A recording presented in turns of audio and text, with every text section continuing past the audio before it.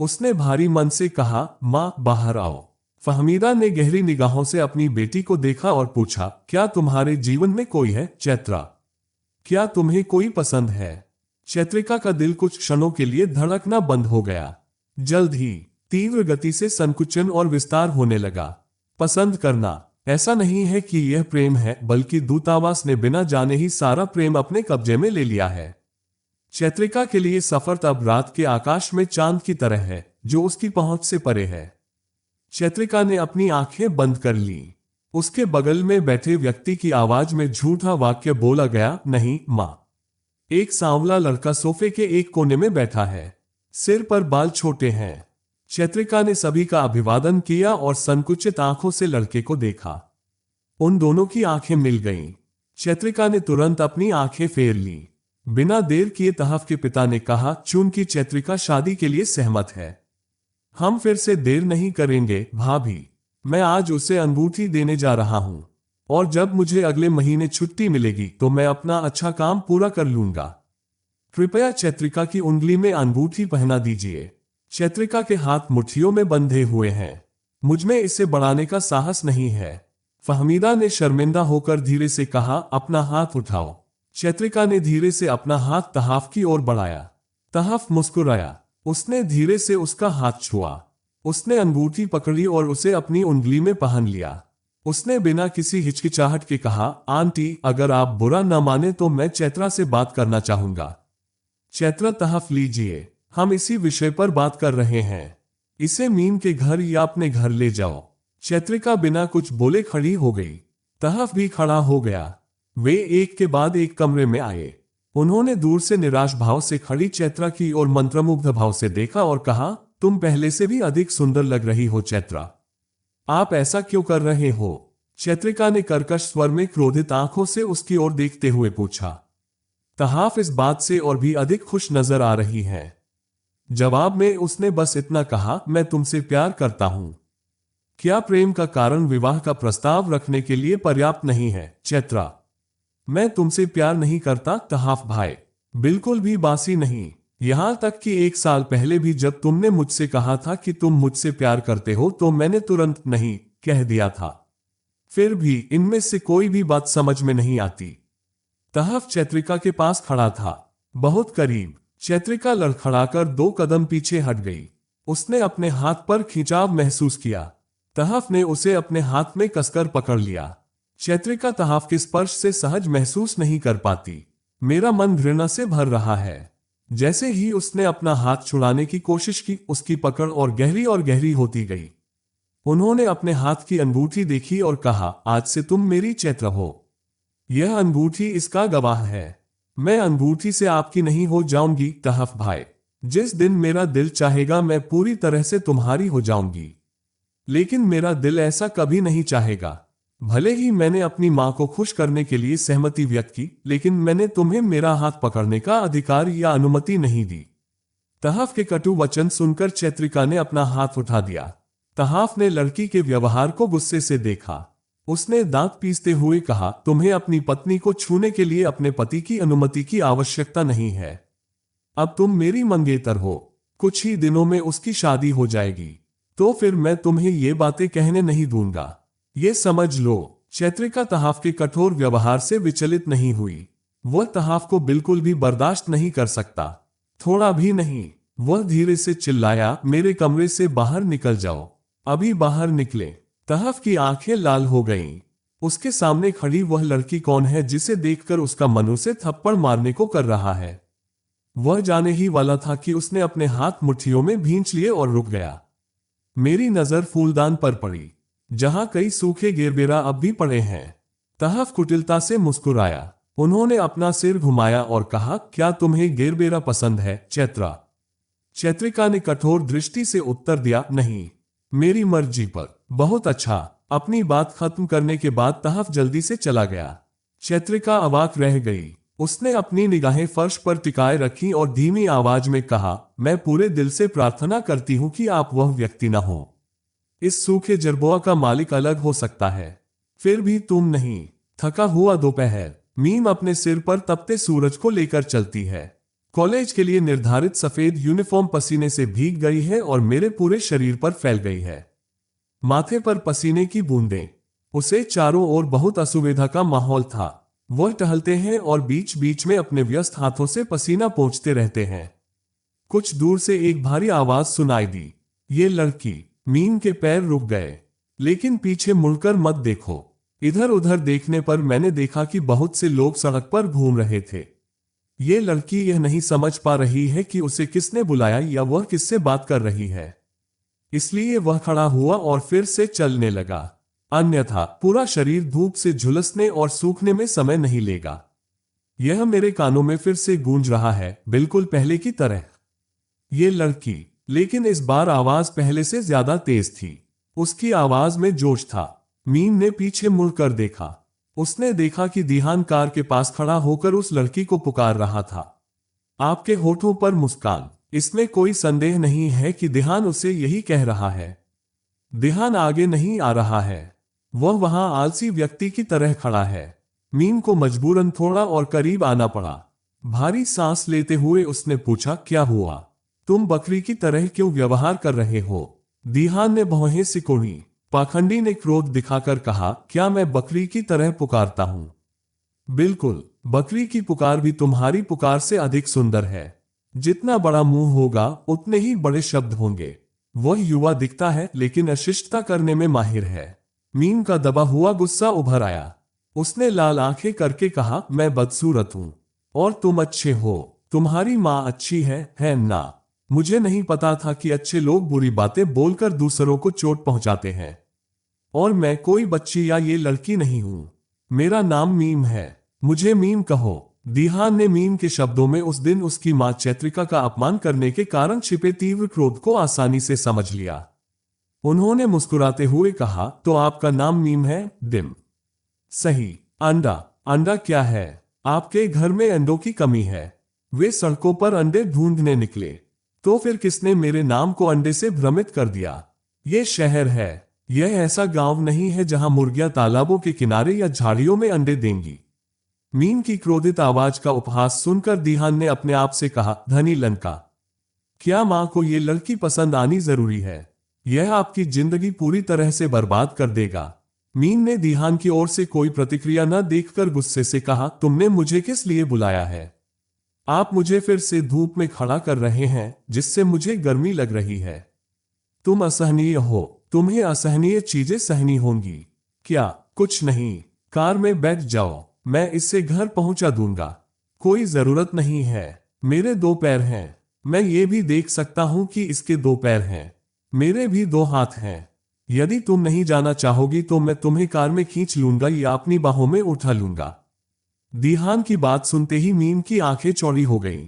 ऐसा लग रहा है जैसे आसमान मेरे सिर पर टूट पड़ा है। वह नाक भान सिकोड़कर बोला, तुम असभ्य व्यक्ति हो। मुझे नहीं पता। अब चलो, अन्यथा मैं धूप में काला पड़ जाऊंगा। यदि आप इसे पढ़ेंगे तो आप इसे काला मानकर अस्वीकार कर देंगे।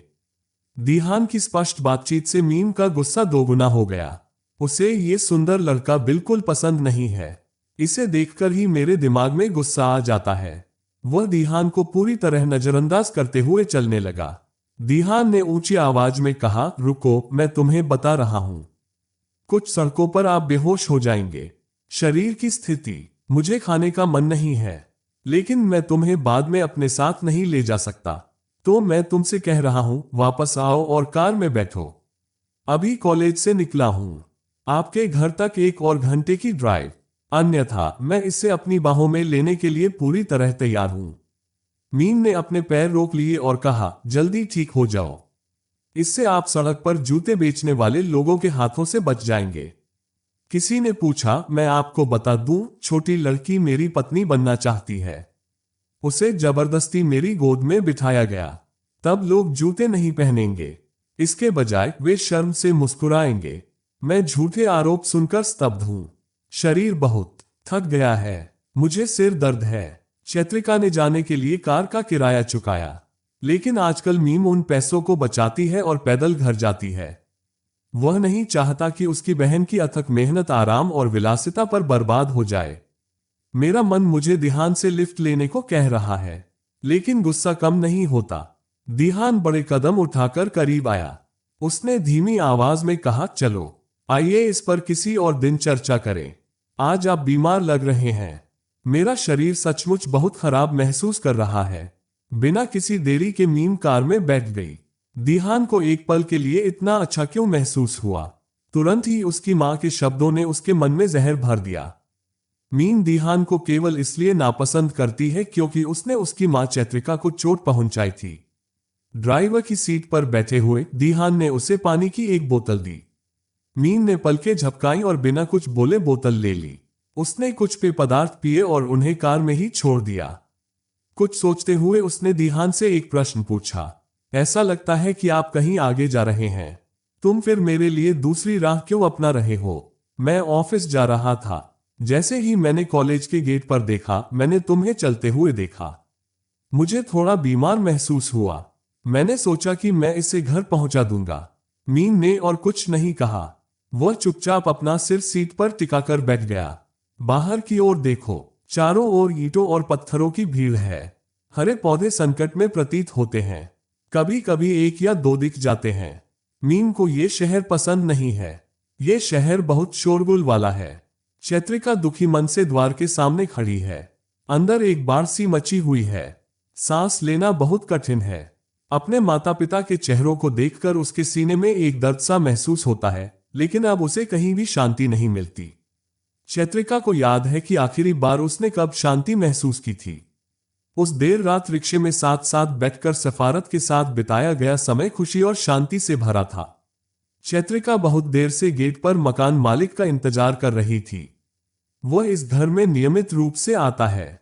वह थोड़ा पहले आया। चैत्रिका को लगा कि आज उन्हें घर से निकाल दिया जाएगा, लेकिन मकान मालिक ने यह कहकर उनकी चिंता दूर कर दी कि वह जब चाहे किराया दे सकते हैं। यह सुनकर चैत्रिका चुप हो गई। वही व्यक्ति जिसने कल धमकी दी थी कि यदि मैंने किराया नहीं दिया तो वह मुझे बाहर निकाल देगा, अब कह रहा है कि मैं जब चाहूं ऐसा कर सकता हूं। चैत्रिका को ये शब्द समझ में नहीं आए। इससे पहले कि मैं कुछ पूछ पाता, मकान मालिक जल्दी से चला गया। तब से वह वहीं खड़ा है। ये ट्यूशन का समय भी है।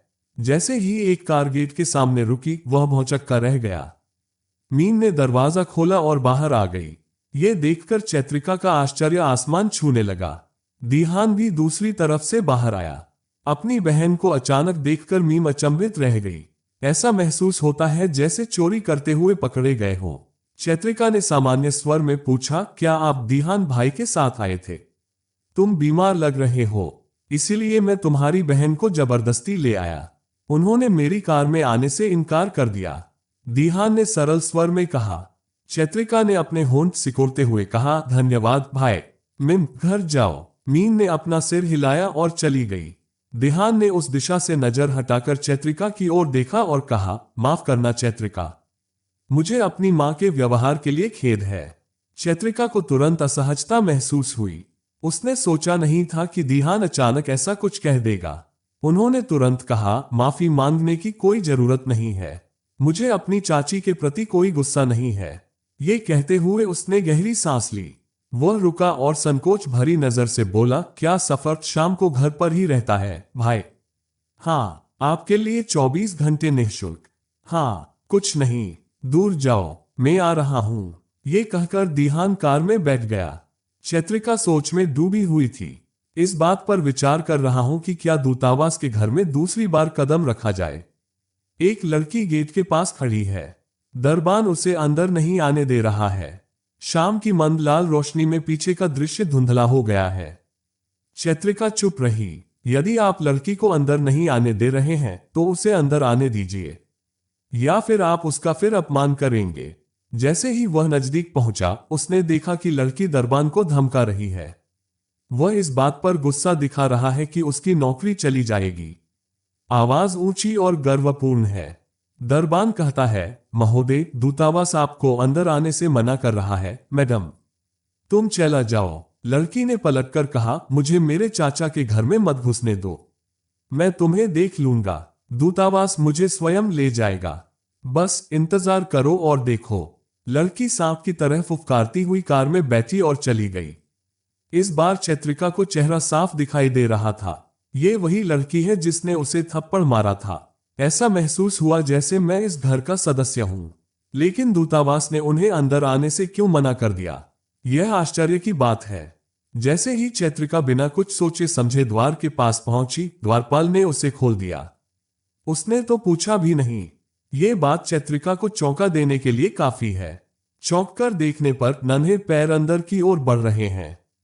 अचानक एक गंभीर आवाज सुनाई दी और मेरा पूरा शरीर धीरे से कांप उठा।